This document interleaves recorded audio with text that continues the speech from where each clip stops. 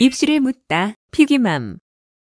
고1 중간고사를 한번 우리 점검을 해볼 필요는 있을 것 같아요. 이제 2028 그 혼란과 뭐 온갖 논란을 일으켰던 2028 1세대가 이제 3월에 입학을 해가지고 얼마 안 됐어요. 아직 석 달도 안 지났습니다. 파릇파릇한 그냥 새내기야. 새내기인 거 맞고. 근데 이 새내기들이 들어가자마자 이제 된서리를 맞기 시작했죠. 그래가지고 막 보리가 막 싹이 텄는데 설이 내린 거랑 비슷해요. 그래서 막 애들이 벌써 쭈글쭈글합니다. 뭐 고1인데 막 고3 같아. 얼굴을 보면. 제가 중간고사 끝나고 이제 학부모들하고도 좀 연락을 해보고 그다음에 아이들도 좀 만나보고 했거든요. 그래서 여기저기 수소문을 해봤어요. 근데 이제 우리 고1들은 되게 의미가 큰 학년이잖아요. 내신이 5등급제로 바뀌었어. 그래서 우리가 뭐라고 다 예측을 했냐면, 야, 10% 1등급인데 인생 이제 논한 거 아니야? 이렇게 얘기를 했는데, 정작 1학년들은 자기 인생 끝났대, 지금. 뭐 그런 정도로 막 멘붕에 빠져 있습니다. 그럼 이제 왜 이런 일이 벌어졌는지, 왜 우리 그 행복한 삶을 살라고 9등급으로 쪼개서 막 애들을 줄 세우던 걸 5칸, 5등급으로 세워놨는데 왜 우리 고1들의 인생은 이렇게 남루하게 됐냐, 이걸 좀 분석을 해보려고 합니다. 우선 첫 번째로 그 1등급이 10%가 되니 10% 안에 드는 건 너무 쉬워서 애들이 좀 편하게 학교 다닐 수 있지 않을까? 라고 생각했는데 왜 중간고사 끝나고 그렇지 않은 결과가 나타났냐? 원인이 뭐냐? 첫 번째로는 학교들이 중간고사를 쉽게 내는 경향을 보였습니다. 그러니까 그 2028 될 때 우리가 뭘 얘기한 적이 있었냐면, 우리 이제 피기맘에서도 분석을 해봤어요. 아마도 대학은 등급만으로 변별력이 없기 때문에 원점수도 같이 볼 가능성이 굉장히 높다라고 했고, 대학들도 일선 고등학교들의 질문이나 아니면 그 학부모님들이 막 질문할 거 아니에요. 어떡하냐, 이거 학종 어떻게 뽑을 거냐, 등급이 이 모양인데 교과 전형은 어떡하냐, 다 5, 1등급 되면 어떡하냐. 그랬을 때 대학이 아니 성적표 보면 원점수도 나온다 그랬어요. 이게 정보가 퍼진 거죠. 그래서 고등학교들 입장에서 나름 입시에 좀 발빠른 학교들일수록 뭘 했냐 하면, 그래 1등급 10% 나오는 건 원래 우리가 갖고 있는 거잖아. 플러스 알파를 해야 되겠다. 그 알파가 뭐냐면 그 원점수가 좀 우아하게 나와야 된다는 생각이 있었던 거죠. 그래서 중간고사가 기대했던 것보다 굉장히 쉽게 평이하게 나온 거예요. 그러다 보니 어떤 현상이 벌어졌냐면, 한 문제, 두 문제 틀렸는데 1등급을 벗어나는 애들이 나타난 거죠. 그러니까 이게 애들이 이제 멘붕에 빠진 거예요. 왜냐하면 1등급이 4%일 때는 한 문제 실수해서 등급이 갈릴 수 있잖아. 근데 10%니까 한 문제 틀렸다고, 예를 들면 내가 95, 원래는 다 맞아야 되는데 하나 틀렸어. 그러면 웬만한 시험에서는 한 문제 틀리면 뭐 95%, 5%가 깎이거나 7% 깎이는 것까지는 이해가 되지만, 한 문제 틀렸다고 100점 만점에서 하나 틀렸다고 느닷없이 막 2등급이 나오거나 이게 위태로운 상황이 벌어질 리는 없죠. 근데 그 일이 벌어진 거야. 제가 몇 군데 확인해 본 걸로 보니 한 문제 틀렸는데 1, 2등급 경계에 몰린 애들이 있었고요. 두 문제 실수로 틀렸는데 3등급 나온 친구들도 있었어요. 3등급이면 60%까지 가야 되나요? 아니죠. 34%가 2등급이니까 35, 36 여기까지 밀린 거지. 그러다 보니까 아이들이 완전히 혼란, 멘붕에 빠진 거예요. 이게 첫 번째야. 난이도가, 필기시험의 난이도가 생각보다 어렵지 않게 나와서 실수 한두 개로 갈리는 일이 벌어졌다. 그럼 이런 학교가 주로 어디에 몰려 있을까요? 명문고에 몰려 있는 거야. 명문고들이 입시 정보도 발빠르게 했고, 그 다음에 난이도를 좀 낮추겠다는 걸로 쉽게 냈더니, 거기는 그래도 공부 좀 하는 애들이 모여 있는 거 아니야. 그러니까 그 와중에 다 맞는 게 정상이고 실수하면 안 되는 상황이 유발이 됐는데, 때마침 우리 아이가 실수한 거죠. 쉬운 문제를.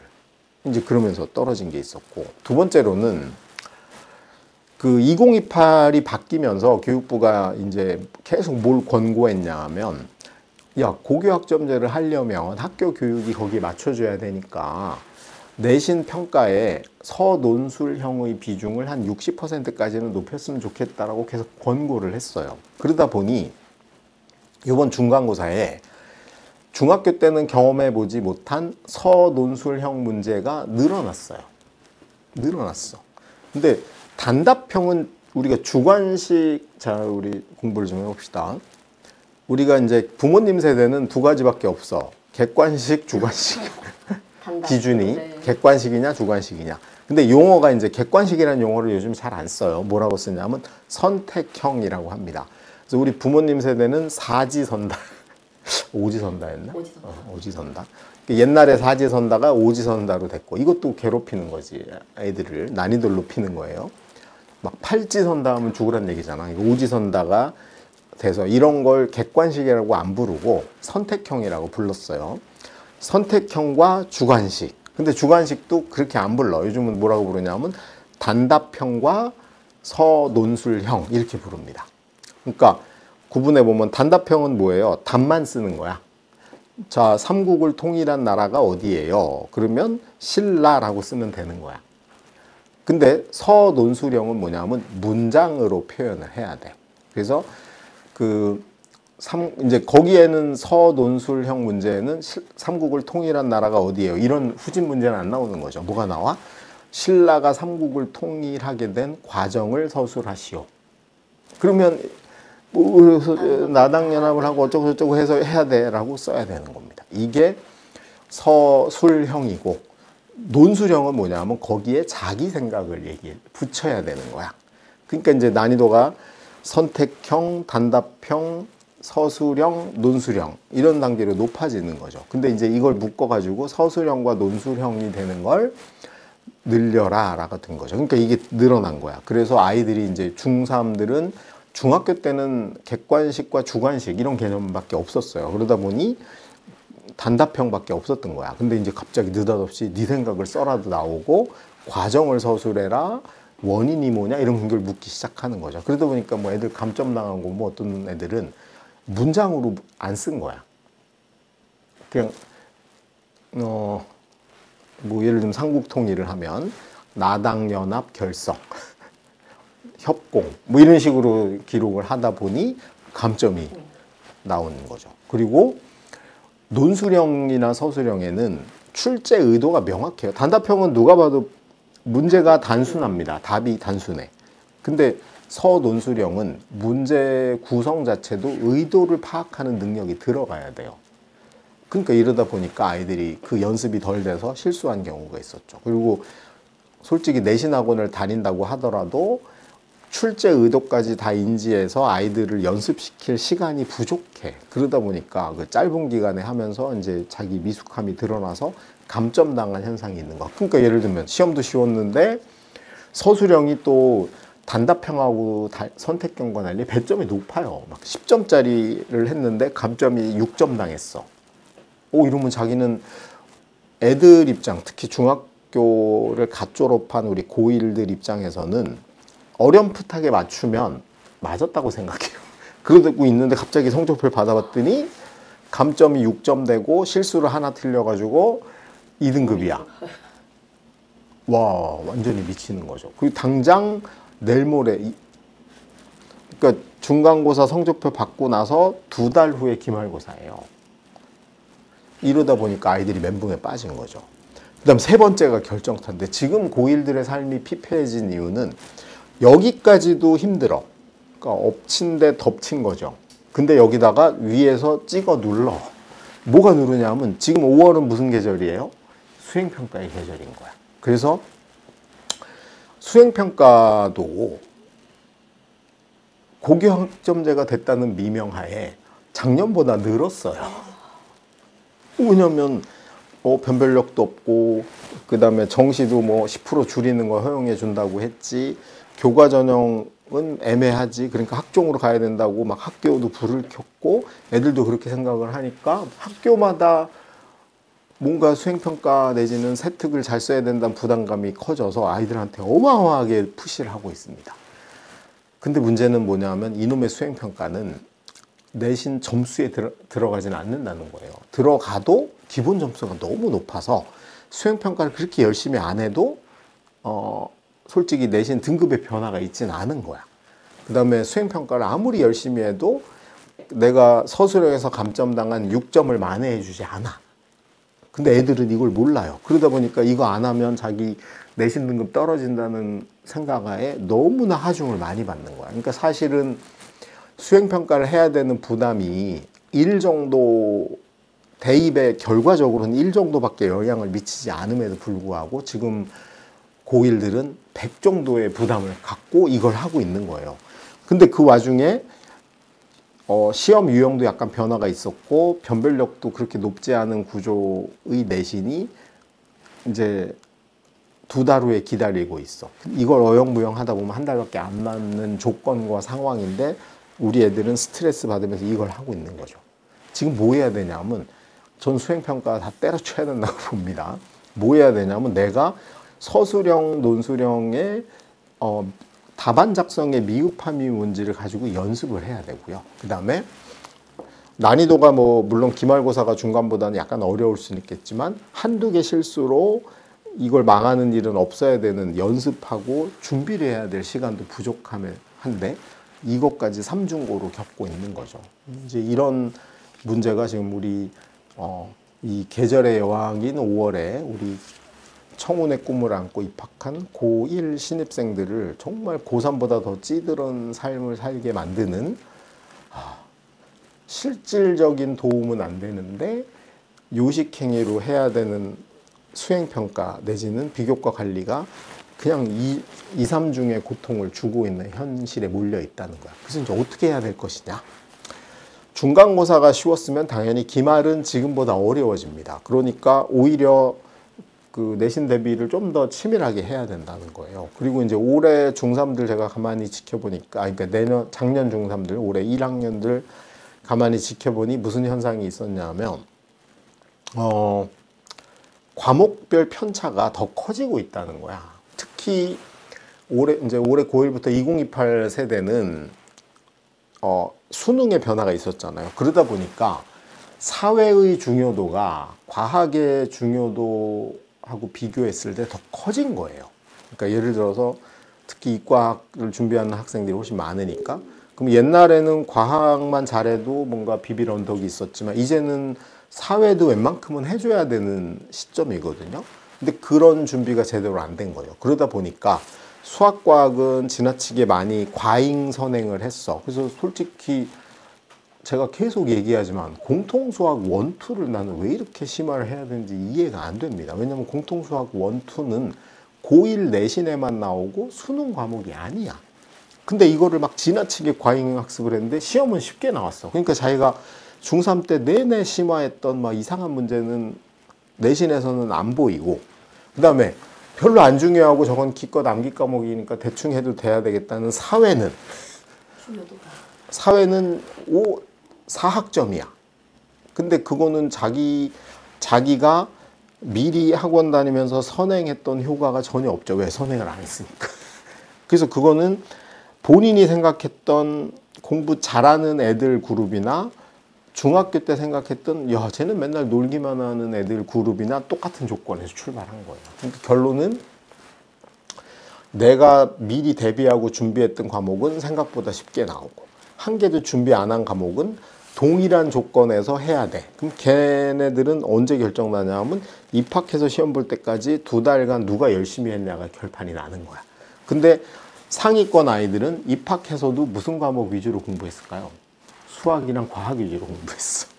근데 중위권 아이들은 수학은 어차피 잘 안 될 거라고 생각을 했기 때문에 오히려 나머지 과목에 좀 더 공부를 한 거죠. 그러다 보니 오히려 여기서 막 역전 현상도 벌어지는 거야. 그러니까 신중하게 기말 대비를 해야 되는, 난이도도 좀 올라갈 수도 있고 선점 효과, 선행학습에 의한 선점 효과는 이미 없다는 게 거의 증명이 된 겁니다. 왜? 학교 시험이 생각보다 어렵지 않기 때문에 수학 이제 선점 효과를 제대로 보려면 수학을 열심히 공부한 애들은 수학은 이제 안 하고 안 해도 되는 거잖아. 쉬우니 10%고. 그러면 그 수학 공부한 시간을 아껴서 국어나 사회나 뭐 한국사나 기술과정 이런 거 공부하는데 투자를 해야 돼. 이거 해야 됩니다. 이거 해야 되는 시기야. 그래서 기말 대비를 빨리 들어가야 되는 거고요. 수행평가는 솔직히 1학년 수행평가가 대학을 가는데 결정적이지 않거든요. 더군다나 1학년 1학기는. 대학도 멀쩡한 대학이면은 수행평가든 세특이든 몇 학년 걸 보겠어요. 2학년 걸 주로 볼 거 아니야. 그러니 지금 수행평가는 감점만 안 당하면 된다는 생각을 가지고 비중을 좀 줄이고 기말고사 대비에 조금 더 일찍 들어가야 된다는 거고, 세 번째로는 자기 약점 분석해야 됩니다. 내가 감점 서술형에서 왜 당했는지, 그리고 실수는 왜 했는지, 그 다음에 학원에서는 맨날 킬러 문제만 기출로 주는데 보니까 우리 학교 시험은 킬러 문제는 안 나와. 그러면 그걸 조정해 가지고 내가 어차피 남아있는 시간은 정해져 있으니 이거를 효율적으로 분산해서 무슨 공부에 얼만큼 하고 난이도는 어느 정도 대비하고를 조정해서 지금 정신 차려야 될 시기입니다. 그런 측면에서 세 가지 꼭 명심해야 된다. 기말고사 대비 빨리 들어가야 된다. 그 다음에 중요 과목 순서대로 시간 배치하는 게 아니고 내가 해야 될 과목을 먼저 배치해야 된다. 사회를 망했으면 사회 먼저. 그 다음에 우리 학교는 수학 시험이 별로 어렵지 않으면 수학 공부 시간을 줄여야 된다는 거고 투자해야 된다는 거. 그 다음에 중학교와 달라진 시험 유형에 적응하는 연습을 좀 꾸준히 해야 된다는 거. 이런 거고요. 그 다음에 이건 학생들이 할 일입니다. 학부모님한테 당부드릴 건 고1 1학기부터 비교과나 진로나 세특 걱정 안 하셔도 된다. 1학년 1학기 때 걱정해야 될 건 숫자로 보이는 내신 등급이라는 겁니다. 그러니까 1등급이고 비교과가 세특이 삐리비리한 애하고 2등급인데 세특이 빵빵한 애하고 대학을 누가 가요?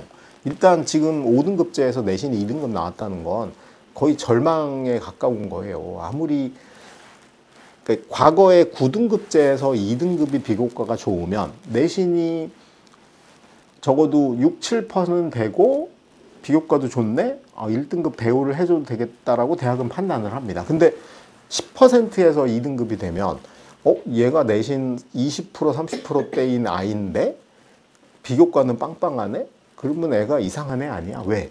내신이 2등급이 나오면 정신 차려서 내신을 10% 안에는 들게 그걸 준비를 했어야지. 결론적으로 말씀드리면 우리 학부모님들은 제발 대학 진학에 사실은 가성비가 전혀 없는 1학년 1학기 세특이나 그 내신 감점을 넘어서는 수행평가를 강요함으로 인해 얼마 남지 않은, 지금 제가 이 방송을 녹화하는 시점으로 한 40일밖에 안 남은 것 같아요. 40일밖에 안 남아있는 기말고사에 악영향을 미칠 수 있는 과잉 수행평가나 비교과 준비를 좀 지양하시고 빨리 기말고사 대비에 들어가라고 메시지를 주셔야 된다. 그리고 저는 학교 선생님들한테도 조언을 드리고 싶은데요.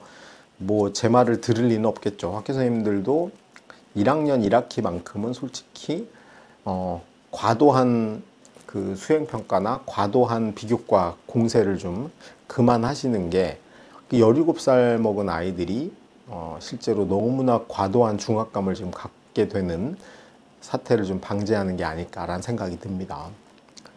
지금 하여간 결론적으로 기말고사 대비를 빨리 시작하고 좀 더 치밀하게 준비하는 게 지금 1학년들이 해야 될 일이라고 보이고요. 그 다음에 중3들, 중학생들한테 제가 조언을 드립니다. 지금 1세대 우리 선배들이 가서 이 개고생을 하면서 나온 결과를 우리 중3, 중2, 중1들도 같은 입시 시스템에서 움직여야 될 거잖아요. 그럼 선배들이 지금 겪고 있는 걸 보면서 좀 정리를 해드린다면 첫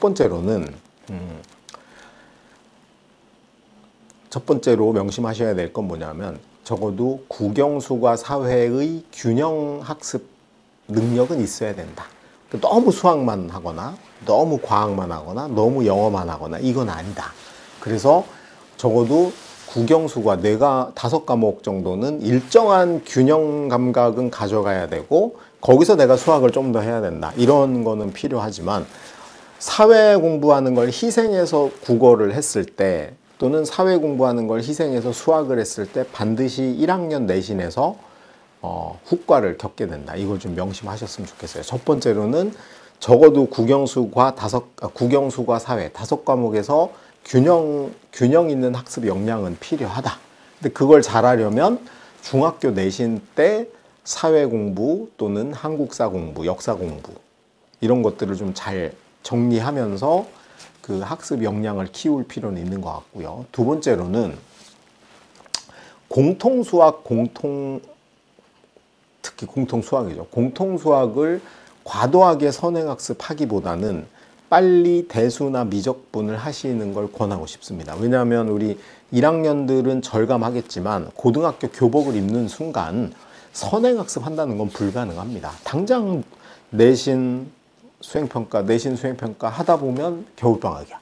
그럼 겨울방학 2달이 채 안 되는데 2달의 선행학습을 얼마나 하겠어요. 그런 측면에서 특히 가장 2학년 내신이 중요하거든요. 대학 입시에선. 그러면 고2 내신에서 아이들한테 가장 압박이 되는 과목이 2과목이 있어요. 그게 하나가 수학이고 하나가 국어입니다. 그럼 일단 적어도 대수 미적분 1, 그 다음에 국어에서는 문학과 독서 파트 정도까지는 중학교 때 한 번 정도는 보고 오는 게 굉장히 권장되는 항목이다. 첫 번째로는 국영수가 사회의 일정한 정도의 학업 역량을 균형 감각 있게 유지해야 된다.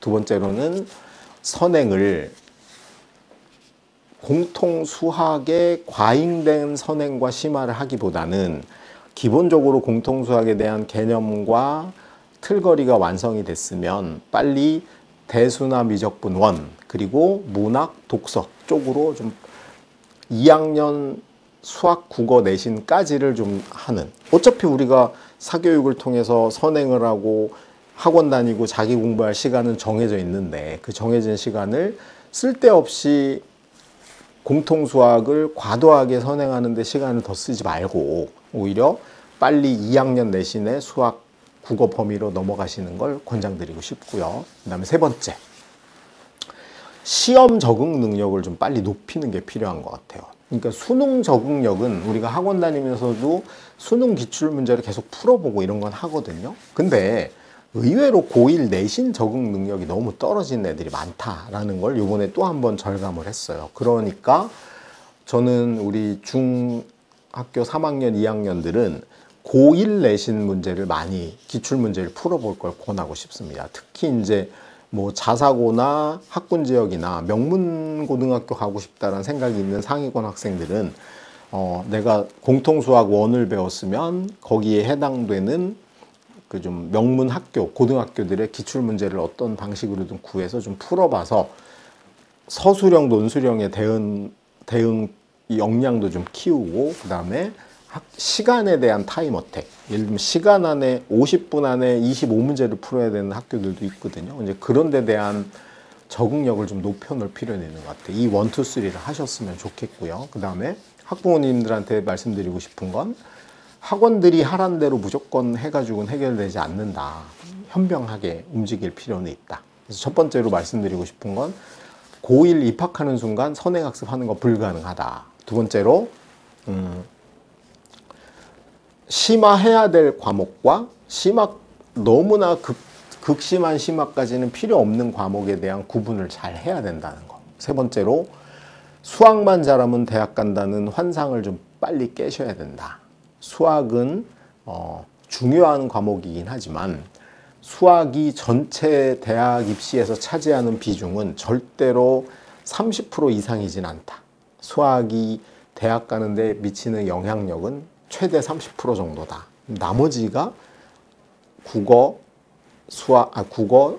탐구, 그다음에 영어 이렇게 구분돼 있기 때문에 수학만 잘하면 된다라는 그 환상을 좀 깨실 필요는 있겠다라는 생각이 듭니다. 그래서 요거 우리 제가 6월, 7월 그다음에 그 기말고사 끝날 때까지 우리 어떻게 대비하는 게 좋을지 좀 자주 이야기를 하고 정리를 하는 시간을 갖도록 하겠습니다. 어쨌든 우리 고1들 굉장히 고생 많이 했고요. 근데 그 고생이 헛고생으로 끝나지 않으려면 이제는 현명한 선택, 집중 그런 게 필요하다. 그 얘기를 말씀드리고 싶었습니다. 고맙습니다. 마치겠습니다.